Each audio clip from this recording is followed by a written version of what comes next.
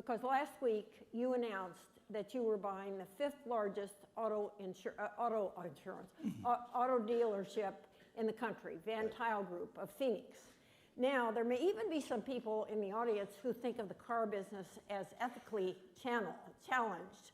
But at any rate, what I'd like you to do is spend a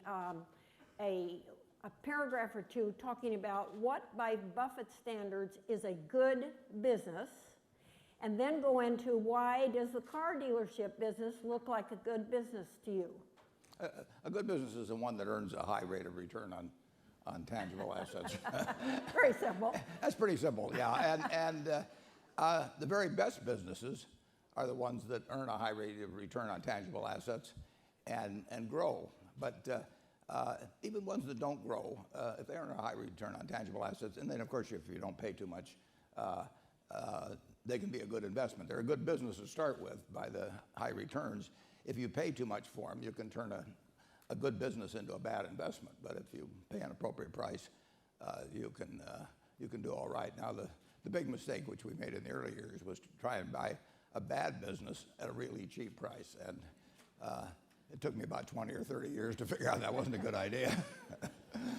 But this is the car business, the car dealership business, if run well, can be a very good business. You have no receivables to speak of. You floor plan your inventory.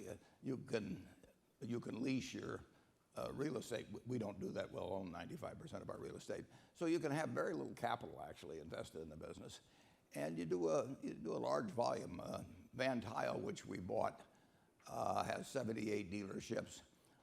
They'll average over $100 million a dealership. So you can work on fairly narrow margins and still earn a high return on capital if you don't tie up much capital into $100 million of business. And how many car dealerships are there in total in the United States? Well, there are over 17,000 car dealerships in the United States. And the interesting thing is if you go back 40 or 50 years, there were in the 30,000. So while the country has grown dramatically, and actually the number of nameplates in the car business have grown, you've cut the dealerships almost in half. So the average dealer now does far greater volume than when I was growing up. Well, by all means, visit a Berkshire Hathaway car dealership in the next year and report back. Now.